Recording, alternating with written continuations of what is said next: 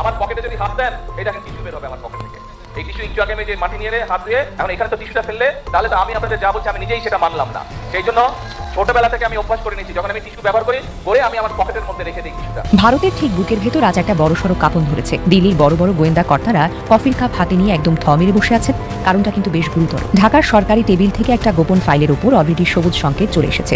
আর একটি মাত্র চালের ধাক্কায় বাংলাদেশের ম্যাপে থাকা ৮টি ঘুমন্ত সিংহ একসাথে চোখ মেলে তাকাচ্ছে। একটু বুঝিয়ে বলি, বগুড়া, ঠাকুরগাঁও, লালমনিরহাট, ঈশ্বরদী, কুমিল্লা, শমশেরনগর, বাগেরহাটের খানজাহান আলী আর পটুয়াখালী। দীর্ঘ ১৪ বছর পর অনুষ্ঠিত হল ঢাকা ও ইসলামাবাদের মধ্যে স্বরাষ্ট্রমন্ত্রী পর্যায়ের এক উচ্চ পর্যায়ের বৈঠক। নিরাপত্তা সহযোগিতা, মাদক বিরোধী অভিযান, রোহিঙ্গা সংকট থেকে শুরু করে স্মার্ট সিটি প্রযুক্তি, এক টেবিলে উঠে এসেছে একের পর এক গুরুত্বপূর্ণ নানা বিষয়। কিন্তু এই বৈঠকের পর বাংলাদেশের সামাজিক যোগাযোগ মাধ্যমে কেন পাকিস্তানের সঙ্গে প্রতিরক্ষা চুক্তির দাবি জোরালো হয়ে উঠল? এই বৈঠকটি কেবল কূটনৈতিক সৌজন্য নাকি এর পেছনে আছে আরও বড় কোনো কৌশলগত বার্তা? বাংলাদেশ এখন একেবারে সঠিক পথেই এগোচ্ছে, কারণ বাংলাদেশের একটি পদক্ষেপে এখন কলকাতা দাদাদের, বিশেষ করে দিল্লিতে নীতি নির্ধারকদের রীতিমতো ঘুম হারাম হয়ে গেছে। তাদের মিডিয়া এখন আদা জল খেয়ে বাংলাদেশের বদনাম করতে মাঠে নেমেছে। কলকাতার সবচেয়ে জনপ্রিয় পত্রিকা আনন্দবাজার রীতিমতো একটি রিপোর্ট ছাপিয়ে দাবি করেছে, দরজা খুলে বঙ্গোপসাগরে চীনকে মেগা এন্ট্রি দিচ্ছে বাংলাদেশ। তাদের ভাষায় তারেকের বাংলাদেশ নাকি খাল কেটে কুমির আনছে। কিন্তু দিল্লির কপালে হঠাৎ এত চিন্তার ভাঁজ কেন? নীরবে বদলে যাচ্ছে বাংলাদেশের সামরিক শক্তির ভবিষ্যৎ। আকাশ, স্থল কিংবা সমুদ্র, চোখের আড়ালে এগোচ্ছে এমন এক পরিকল্পনা যা বাস্তবায়িত হলে আগামী 10 বছরে সম্পূর্ণ নতুন রূপ পেতে পারে দেশের আকাশ, স্থল ও সমুদ্র প্রতিরক্ষা ব্যবস্থা। ৮৬,০০০ কোটি টাকা সংখ্যাটা শুনেই বোঝা যায় এটি সরকারের নতুন পরিকল্পনায় শুধু নতুন অস্ত্র কেনা নয়, বরং তৈরি করা হচ্ছে ভবিষ্যতের যুদ্ধক্ষেত্রের জন্য প্রস্তুত একটি নতুন বাংলাদেশ। আসসালামু আলাইকুম দর্শক, জানিয়ে দেবো এইমাত্র সর্বশেষ গুরুত্বপূর্ণ আপডেট খবর। দর্শক, এতক্ষণ শুনছিলেন সংবাদ শিরোনাম, এবার থাকছে বিস্তারিত। তার আগে ছোট্ট একটা রিকোয়েস্ট করতে চাই, যারা এই ধরনের নিউজ লাইভ দেখতে ভালোবাসেন দেরি না করে চ্যানেলটি সাবস্ক্রাইব করে বেল আইকনটি অন করে দেবেন, তাহলে দেশের সকল খবরগুলো এক ভিডিওর মাধ্যমে আপনি প্রথমে দেখবেন। তাই দেরি না করে চলুন ভিডিওটির বিস্তারিত দেখতে থাকি। আমার পকেটে যদি হাত দেন এই দেখেন টিস্যু বের হবে আমার পকেট থেকে। এই টিস্যু একটু আগে আমি যে মাটি নিয়ে হাত ধুয়ে এখন এখানে তো টিস্যুটা ফেললে তাহলে তো আমি আপনাদের যা বলছি আমি নিজেই সেটা মানলাম না। সেই জন্য ছোটবেলা থেকে আমি অভ্যাস করে নিয়েছি যখন আমি টিস্যু ব্যবহার করি করে আমি আমার পকেটের মধ্যে রেখে দিই টিস্যুটা। আমার যে কোনো প্যান্টের পকেটে হাত দিলেই দেখা যাবে টিস্যু বের হয়ে আসছে। সারাদিনে সব টিস্যু দিয়ে প্যান্টের পকেটে জমা হয়। রাতে যখন বাসায় যাই আমি রাতে বাসায় গিয়ে ডাস্টবিনের মধ্যে বা যেখানে ময়লা ফেলা থাকে সেখানে আমি টিস্যুগুলো নিয়ে ফেলে দিই সারাদিনের ব্যবহৃত টিস্যু। প্রিয় ভাই বোনেরা, এই যে আমরা যে গাছের চারা রোপণ করলাম, আমি কিন্তু আপনাদের কাছে একটি অনুরোধ করেছি এবং আহ্বান করেছি, এই গাছের যত্ন নিতে হবে। এই গাছের যদি আমরা যত্ন নেই, গাছটি যখন বড় হবে তখন এটা কি অন্য দেশে বাতাস দিবে? অন্য দেশের মানুষকে বাতাস দিবে? কাকে বাতাস দিবে? এই এলাকার মানুষকে। এই গাছের সুফল যেটা সুফল আছে সেটা কে ভোগ করবে? এইটা ভোগ করবে মানুষ, এই এলাকার মানুষ ভোগ করবে। আরেকটি বিষয় আপনাদের সকলকে আমি বলতে চাই, একটি বিষয়, এই দেশটির মালিক কারা? আমরা তা কারা? এই দেশের জনগণ। এখন যেহেতু আপনারা এই দেশের জনগণ, এই দেশের মালিক, আপনি যেই ঘরের মালিক, যেই ঘরে আপনি থাকেন, সেই ঘরের যত্ন কে করে? সেই ঘরটি যদি ময়লা হয়ে যায়, কোন একটি খুঁটি দুর্বল হয়ে যায়, তো সেটির যত্ন কে করে? ঠিকঠাক কে করে? ঘরের মালিক করে না? ঘরের মালিক করে। দেশটা যেহেতু আমাদের সকলের, এই দেশটার তো আমাদেরকে যত্ন করতে হবে। এই যে দেখেন খালটা, এই আমার সামনে ওইখানে একটা প্লাস্টিকের বোতল পড়ে আছে, তারপরে এখানে একটা প্লাস্টিকের বোতল পড়ে আছে। এই যে পত্রপত্রিকা খুললে আমরা দেখি বিভিন্ন জায়গায়, এই যে বর্ষার সময় এখন আমরা কি দেখি, বিভিন্ন জায়গায় পানি জমা হয়ে যাচ্ছে, হচ্ছে না? সেটি শহরেই হোক, গ্রামেই হোক, বিভিন্ন খাল বিল এগুলো বন্ধ হয়ে গেছে, পানি যেতে পারছে না ঠিকভাবে। এইটা দেখি না আমরা, এই সমস্যা হয় না? তো এখন এই যে সব জায়গায় যদি আমরা ময়লা ফেলি, আবর্জনা ফেলি, তাহলে এই খাল বিল সব ময়লা হয়ে যাবে, খাল বিল সব বন্ধ হয়ে যাবে। এবং খাল বিল যদি বন্ধ হয়ে যায়, এই খালটি যদি চালু থাকে, এই খালে যদি পানি প্রবাহিত করে, উপকারটা কাদের হবে? এই এলাকার মানুষের হবে। অর্থাৎ সারা দেশের খাল বিল যদি ঠিকঠাক থাকে তাহলে বন্যার সময় যেরকম ক্ষতি কম হবে, পানি যেমন খালের মধ্যে থাকবে, ঘরে বাড়িতে কম ঢুকবে, একইভাবে খালের পানিও পরিষ্কার থাকবে। যদি আমরা খালের যত্ন নেই, আমাদের নদীগুলোর যত্ন নেই, সেই পানি তো আমরাই ব্যবহার করি। সেই জন্য আপনাদের সকলের কাছে আমার অনুরোধ থাকবে, এই রাস্তা দিয়ে আসার সময় দেখলাম যেখানে যেখানে বাজার আছে সেইখানে বিভিন্ন কাগজপত্র, পলিথিন, প্লাস্টিকের ব্যাগ, বিভিন্ন জিনিস পরে, প্লাস্টিকের বোতল পরে পরিবেশটা একদম নষ্ট হয়ে যাচ্ছে। পরিবেশ যদি নষ্ট হয়ে যায় তাহলে ক্ষতিটা কার হবে বলেন তো? কারণ এই যে ঢাকা শহরে গেলে এই বিভিন্ন পরিবেশের কারণে ধোঁয়া, গাড়ির ধোঁয়া, ট্রাকের ধোঁয়া, ইঞ্জিনের ধোঁয়া, এই ময়লা মানুষের শ্বাস নিতে কষ্ট হয়। এই গ্রামে আসতে তাও কিছুটা ভালো লাগে, তাও কিছুটা বুক করে শ্বাস নেওয়া যায়। কিন্তু এই আবর্জনা দিয়ে যদি সব জায়গায় পড়ে যায় তাহলে তো পুরো দেশের পরিবেশ নষ্ট হয়ে যাবে। তখন ছোট বড় সব মানুষের ক্ষতি হবে, শ্বাস নিতে কষ্ট হবে, শ্বাস জনিত বিভিন্ন রকম অসুখ বিসুখ হবে। আপনাদের সকলের কাছে আমার আহ্বান, এবং এখানে আজকে মিডিয়ার ভাইরা আছেন, ভাই বোনেরা আছেন, তাদের মাধ্যমে আমি সমগ্র দেশের মানুষকে অনুরোধ করবো, আসুন আমরা চেষ্টা করি যেখানে সেখানে আবর্জনা যেন আমরা না ফেলি। আমাদের কোন একটা ব্যবহার্য জিনিস ব্যবহারের প্রয়োজনীয়তা ফুরিয়ে গেল, পানি খেলাম, পানির বোতলটা খালি হয়ে গেল, আমরা যেখানে সেখানে ফেলে দিই। কোনো একটা প্যাকেটে করে আমরা কিছু নিয়ে যাচ্ছি, জিনিসটা যখন বের করলাম প্যাকেটটার প্রয়োজনীয়তা ফুরিয়ে গেল, আমরা প্যাকেটটা যেখানে সেখানে ফেলে দিচ্ছি। এতে করে আমাদের পরিবেশটা নষ্ট হয়ে যাচ্ছে। পরিবেশটা নষ্ট হয়ে গেলে আলটিমেটলি ক্ষতিগ্রস্ত হচ্ছে আমরা, ক্ষতিগ্রস্ত হচ্ছি, পরবর্তীতে আমাদের সন্তানেরা ক্ষতিগ্রস্ত হবে। আসুন আমরা যদি নিজের ঘর নিজে পরিষ্কার না রাখি, নিজের দেশকে নিজে যদি ঠিক না করি, বাইরে থেকে তো কেউ এসে আমাদেরকে করে দিবে না। আমরা যখন ছবিতে দেখি, টেলিভিশনে বা অন্য জায়গায় যখন অন্য দেশের ছবি দেখি, আমরা মাঝে মাঝে বলি না, আহা ওদের রাস্তাঘাট কি পরিষ্কার কি সুন্দর, বলি আমরা মাঝে মাঝে, মনের মধ্যে আসে না এই কথাটা? আসে এই কথাটা। কিন্তু ভাই ওদের দেশের রাস্তাঘাট তো ওরাই পরিষ্কার করে রাখে, এই অন্য জায়গা থেকে তো মানুষ গিয়ে করে না, তার দেশ সেই সুন্দর করে রাখে। আসুন না আমাদের দেশটাকে যদি সুন্দর করতে হয়, তাহলে আমাদের সবাইকে চেষ্টা করতে হবে।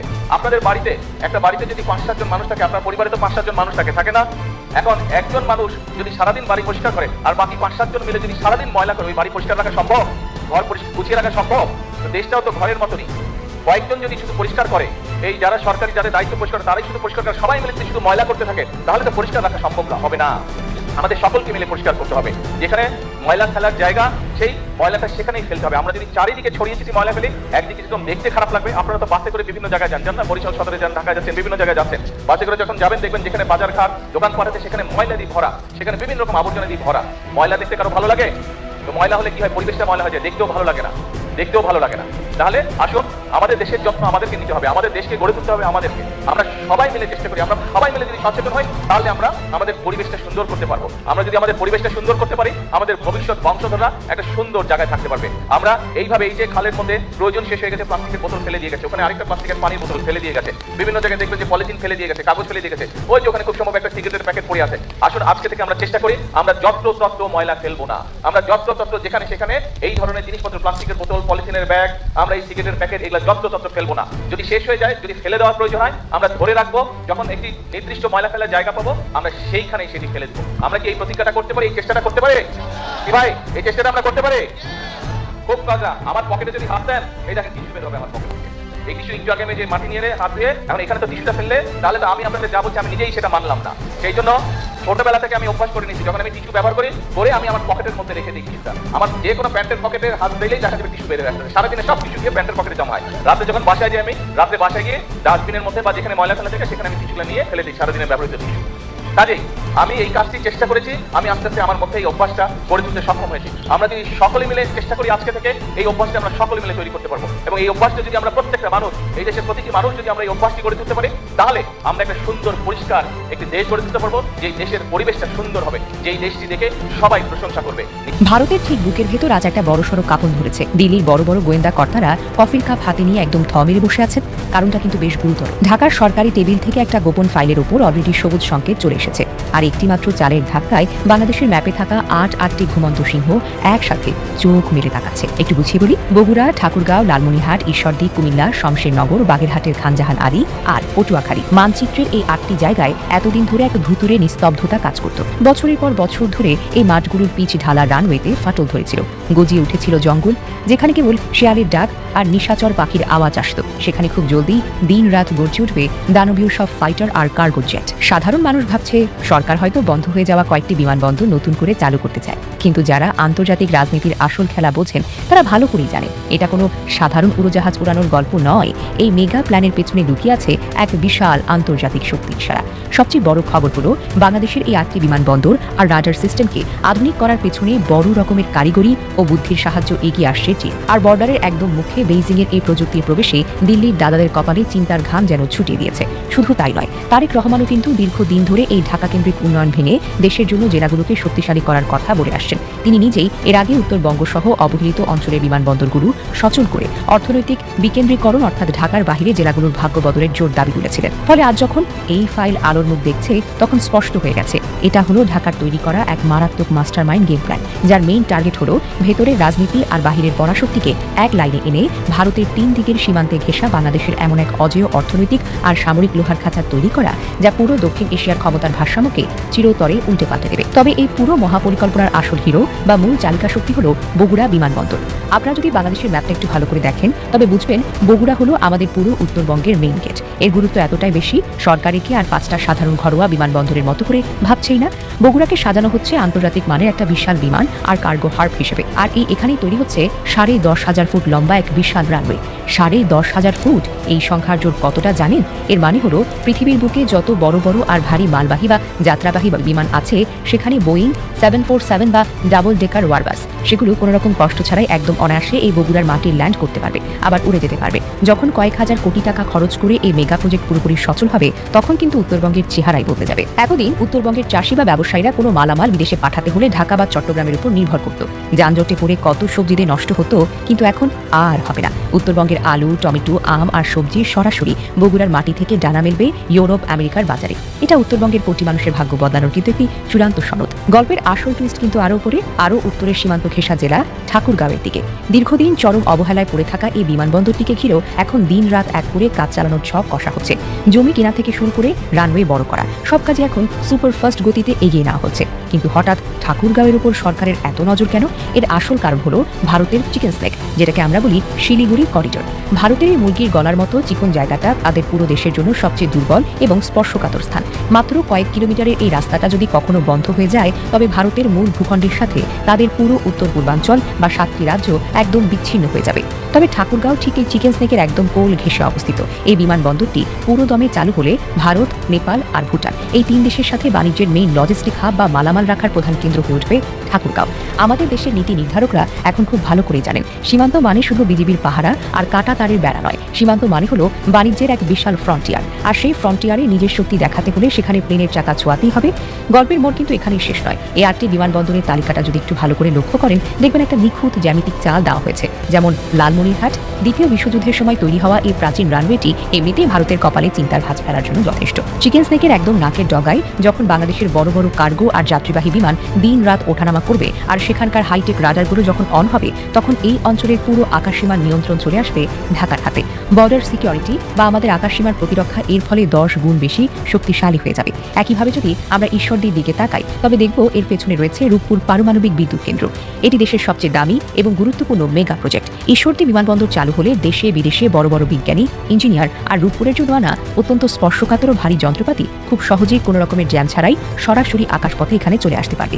এই রূপপুরের পুরো যজ্ঞকে এক ধাক্কায় অনেক সহজ করে দেবে এবং এই অঞ্চলের অর্থনৈতিক গতিকে কয়েক গুণ বাড়িয়ে দেবে। আর পূর্ব দিকে থাকা শমশেরনগর আর কুমিল্লার কথা ধরলে বোঝাই যায় ভারতের ত্রিপুরা আর আসাম এই বর্ডারের একদম কাছাকাছি বাংলাদেশের নিজস্ব একটা শক্তিশালী সাপ্লাই চেইন তৈরি হচ্ছে। বিশেষ করে শ্রীমঙ্গলের বিশ্ববিখ্যাত চা আর পর্যটন শিল্পকে সরাসরি গ্লোবাল বা আন্তর্জাতিক মার্কেটের সাথে কানেক্ট করতে শমশেরনগর একাই যেন 100 ভূমিকা পালন করছে। দীর্ঘ 14 বছর পর অনুষ্ঠিত হলো ঢাকা ও ইসলামাবাদের মধ্যে স্বরাষ্ট্রমন্ত্রী পর্যায়ের এক উচ্চ পর্যায়ের বৈঠক। নিরাপত্তা সহযোগিতা, মাদক বিরোধী অভিযান, রোহিঙ্গা সংকট থেকে শুরু করে স্মার্ট সিটি প্রযুক্তি, এক টেবিলে উঠে এসেছে একের পর এক গুরুত্বপূর্ণ নানা বিষয়। কিন্তু এই বৈঠকের পর বাংলাদেশের সামাজিক যোগাযোগ মাধ্যমে কেন পাকিস্তানের সঙ্গে প্রতিরক্ষা চুক্তির দাবি জোরালো হয়ে উঠল?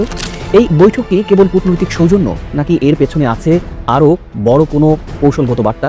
প্রিয় দর্শক, আজকের এই প্রতিবেদনে আমরা সেই প্রশ্নগুলোর উত্তর খুঁজব। আপনাদের সাথে প্রিয় দেশবাসী, আপনারা যে যেখান থেকে শুরু থেকে শেষ পর্যন্ত ভিডিওটা দেখছেন, আপনাদেরকে অসংখ্য ধন্যবাদ। যদি ভিডিওটি ভালো লেগে থাকে একটা লাইক এবং শেয়ার করে আমাদের পাশে থাকবেন, তাহলে সুস্থ থাকবেন এবং ভালো থাকবেন। দেখা হবে পরবর্তী ভিডিও। আসসালামু আলাইকুম।